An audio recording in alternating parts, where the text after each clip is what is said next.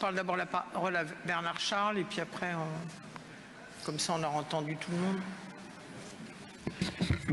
Madame le maire, monsieur l'adjoint, premièrement, nous nous associons bien entendu et naturellement à l'éloge que vous avez fait envers les conseillers de quartier de ces 3 dernières années.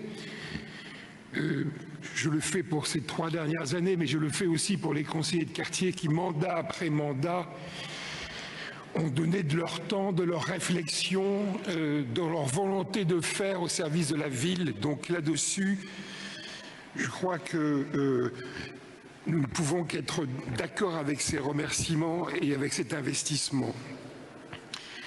Vous avez évoqué de nombreuses actions concrètes auxquelles participent les conseillers de quartier en reprenant les quartiers dans leur diversité, en reprenant les thématiques.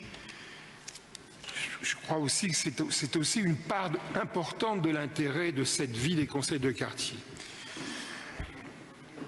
Moi, je veux évoquer très rapidement, au-delà de la proximité, au-delà du caractère strictement participatif et qui est essentiel, que vous avez évoqué à travers tous ces exemples,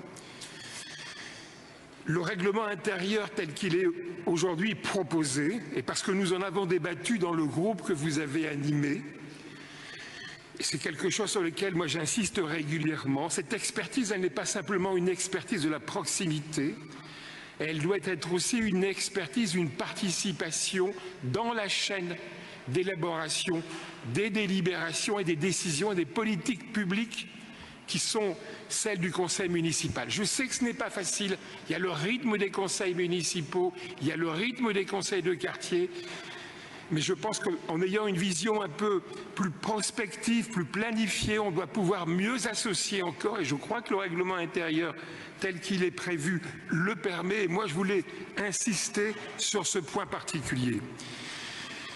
Je ne sais pas, Madame le maire, si j'interviens immédiatement sur le deuxième amendement, ou si je le fais après. Je vous redonnerai la parole parce que là, on doit d'abord donner la parole à Stéphane Bally pour des amendements sur cette délibération.